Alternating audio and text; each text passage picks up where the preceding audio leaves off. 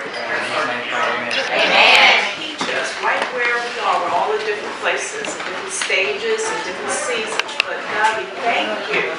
We thank you. And just to learn different things that will help them in their daily lives. So. And I came today because my sister told me about the group, and just like you, I just wanted to make some new friends and kind of build a community so I can stay focused and learn more about it. I'm a new girl to learning the Bible and everything. I've obviously been blessed, but I didn't really realize where it was coming from. Just kind of there, accepting it and going along with it. I'm here and I'm just hoping to fellowship and enjoy other ladies in Christ. Yes, Everybody absolutely. else's spin is on them. Yeah. All the new beauties. Your box, your blue box. What this blue box is, it's not a diamond ring or a Tiffany's. So let's talk about this. I have a little balancing scale, and it really doesn't teeter, so I'm just gonna have to lift it up a little bit, which is fine. But you may be at work, and you may have these things over here that are of God that He's told you to do, and you may have these little things over here that are of you that you do instead. So instead of you doing what God has told you to do, so on this side, all of your hats are balanced.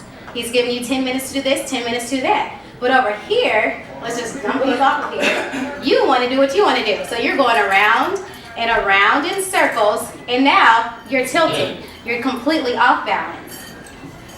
We have to learn to let God be God and allow Him to show us who it is that we are on a daily basis. I know for me, those mornings that I don't get up and I don't either praise Him by listening to my worship music and I don't maybe get into the Word, I am a mess, a hot mess. My kids get on my nerves.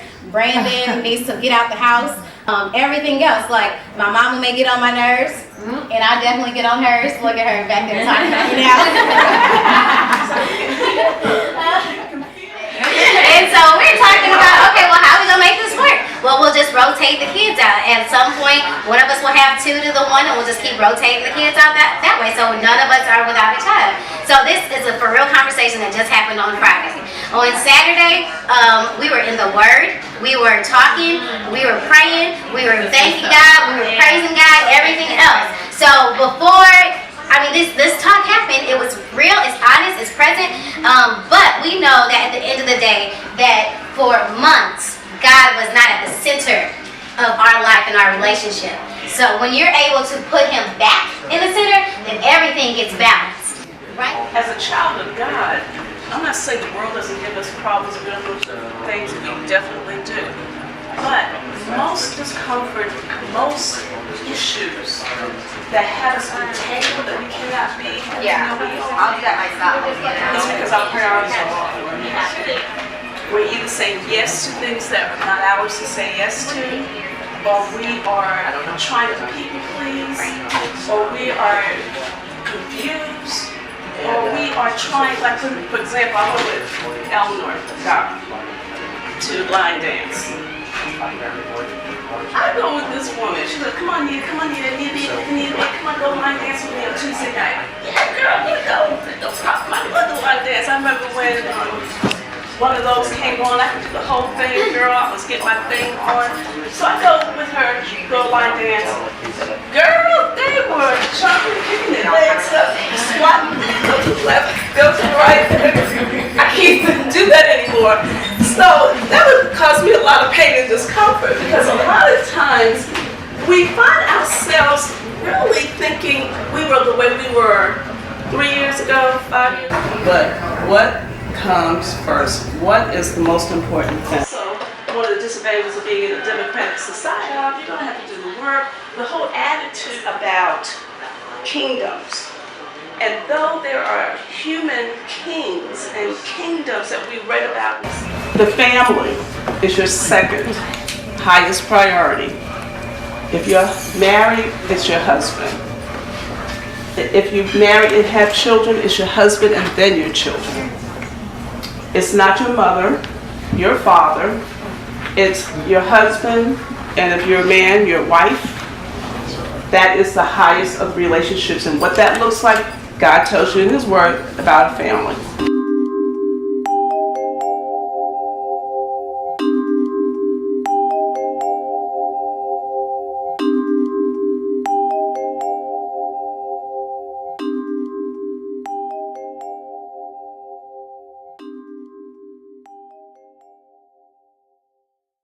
Let Breland have it. Can you see Danny?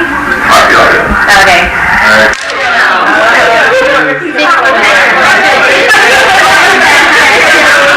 All right, Danielle, now that you've been through a session of Brunch and Bible, tell us what you think. Was it what you expected? Was it more than what you expected? How do you feel about it?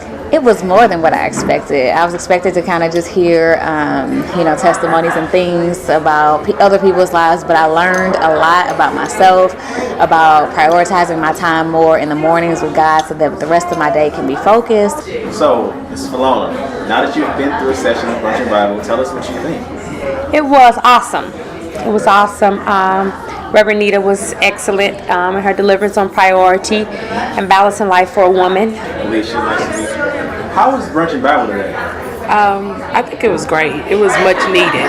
So, like the information they provided, this affects us every day. I heard some great, outstanding news, man. I heard that you're going to be having your own sessions of something called Bread and Bible.